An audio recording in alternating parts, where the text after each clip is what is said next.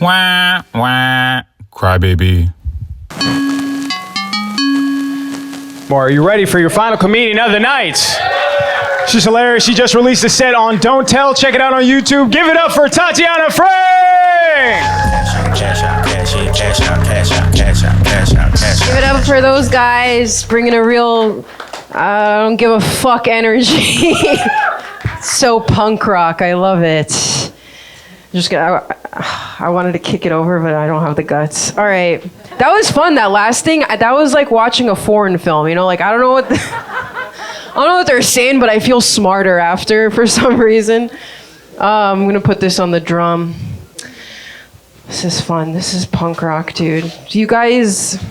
But you don't look punk. Like, you just came to this so you could, like, talk about it at a dinner party with your finance friends. Like, yeah, this is a really underground thing. There's this kooky couple yelling at each other for 20 minutes. You wouldn't get it. That's cool. This is going to be more conventional. Seems like a real 23andMe crowd. Anybody done 23andMe? No? I misread you guys. They're going out of business. Yeah.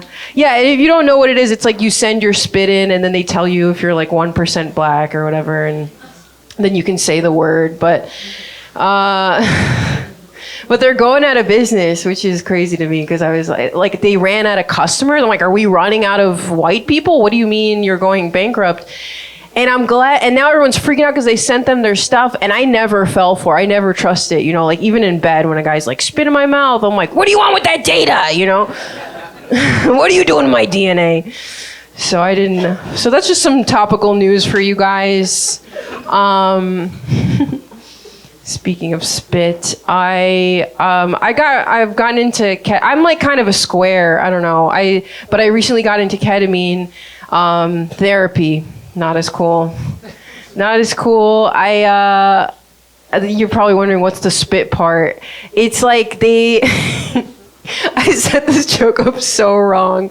I'm just trying to be loose with it. This is hot. Okay. Forget that. I'll move on. Okay, I don't have kids and I don't want kids, but I do think they give your life meaning. Like, I've given up trying to win that argument that you don't need kids for... Because think about every time someone has like a gun pointed at their head and they're like, give me one reason why you should live. It's always the same reason. It's I have babies, you know, I have kids. And it's like a pretty good reason. I don't have, if they point, give me one reason. I've never seen Breaking Bad. Fuck. I got nothing, dude. I'm in a situationship. He just let me meet his friends. I don't know. Things are moving kind of. So I do think having kids maybe gives your life a little value. It's a lonely time. Like the men, you guys are lonely. You heard about this? If you haven't heard, there's a male loneliness epidemic. Yeah, so many men in this country reporting that they have no one close to them in their life that scientists declared an epidemic. I didn't know an epidemic could be lonely guy. I thought that was like a medical term for like a virus, like COVID-19. But no, the men in this country are chronically unfucked. They're medically without kisses. And I feel, no, it's scary. It's the first epidemic that spreads through no contact. So, and the male loneliness, it's so long to say. Can we just call it No Hose 19? I think that would be, I feel for them because it's not just, also, what scientist came, you can tell there was not a single female scientist on this team that came up with it. Because if there was, it would be not that, right? It would be a bad bitch epidemic. That's what actually they let us have bank accounts 40 years ago, and now there's like a home-owning, college-educated, you know, thick thighs with a slim waist, fucking give them whiplash, fucking epidemic. I forgot the lyrics. But that's what actually happened, you know? And I think there's a general loneliness. Like, I'm lonely, you know, I'm trying to reach out to my community. Like, I don't know any of my neighbors. And I try to change it. Like my next door neighbor, I've never met her. She lives 10 feet away from me. I'm pretty sure she checks the peephole before she walks out the door. And so I decided to make a gesture. I baked her cookies and I left them outside her door with a note because she didn't answer the door, of course.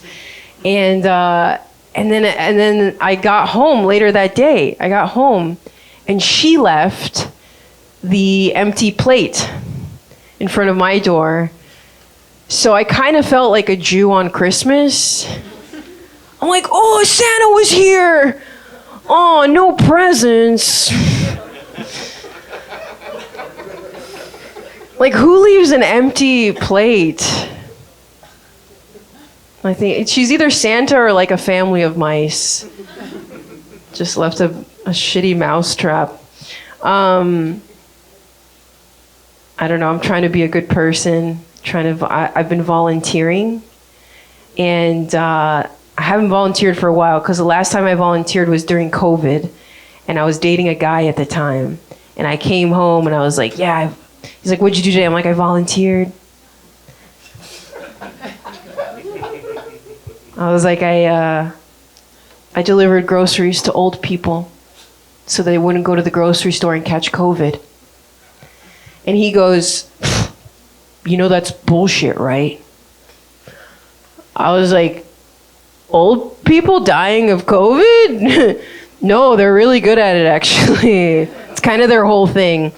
He was like, no, volunteering, that's bullshit, because you just do that so that other people will think you're a good person. He really said that. And I thought about it, I was like, is he right? You know, because it's like, you think about it, it's like all these priests, they're like diddling little kids, you know, and Mother Teresa is a bitch, and like, you know, it's all bullshit. And so I stopped volunteering, and but not because of what he said, just because I got caught diddling the old people. Which is not even a problem. They can't remember. The problem is I had COVID while I was molesting the old people. So all the old people died of COVID. So I don't work with that organization anymore. Now I work with kids. So, which is bad. Relax, they're not my type. I'm an old soul. You know this expression, old soul? It means you like to fuck old people. So I volunteer with the kids now. I'm trying to be a good person. I'm trying to befriend homeless people. I have a homeless friend that lives in the subway vestibule. What is it called? The platform. And there was a different guy, like where I live, the platform, like they hang out down there because there's a roof. And these cops were harassing this homeless guy. And they were like, you can't just sit here. You can't just be here. There's a train coming. You got to get on that train. And they're like yelling at it. And they're like, you can't be here. You got to get on that train. And I'm also waiting for the train. And I'm like, where's this train going? Like, I don't think I should get on this train, you know? But I get on, and then he gets on. And then he's just, he doesn't know what to do. He starts asking people for the time. So he's like, what time is it? What time is it? You know, and I was gonna answer. I checked my phone. It was 4:19, but this other lady answered before me, and she goes, "It's 4." I couldn't believe it. I was like, it's not like I'm the most generous person on earth, but I would like to think I would give him the whole time. She's like, he doesn't need the whole thing. He's just gonna spend it on booze, you know. I thought that was crazy.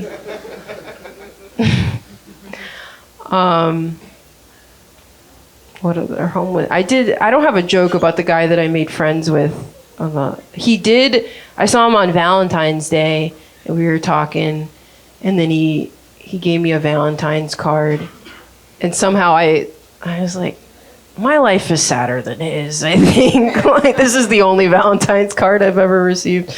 No, that's not a joke. But I tried it on stage. How have other new stuff that I wanted to talk about. My family's pretty superficial. My parents are superficial people. My mom's super superficial. She has always cared about me and my sister's appearance since we were very young. And, you know, I think it's because she's addicted to compliments or something. And so she had a dinner party and friends were coming over. She, you know, me and my little sister would get dressed and then she'd be like, oh, why'd you wear that? You know, why don't you wear something that shows off your legs? And I'm just thinking, like, how many compliments does this lady need? You know, like her friends are going to come over and be like, your house is lovely, the chicken is delicious, and your daughter's legs are sensational, you know?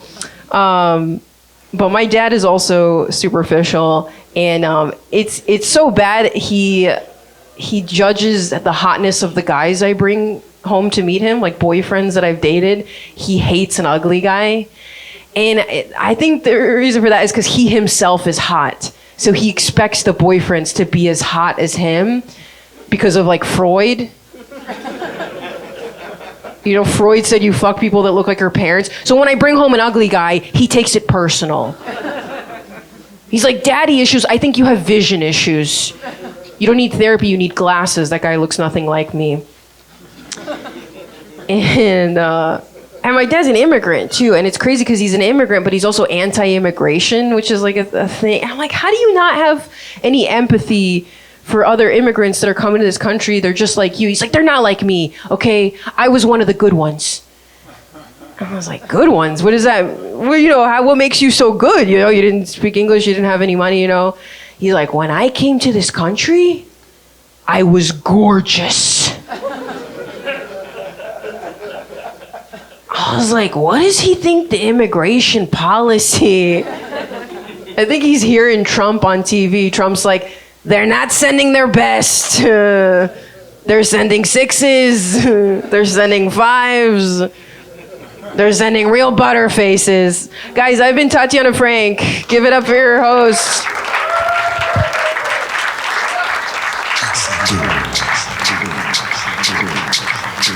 Give it up for Tatiana.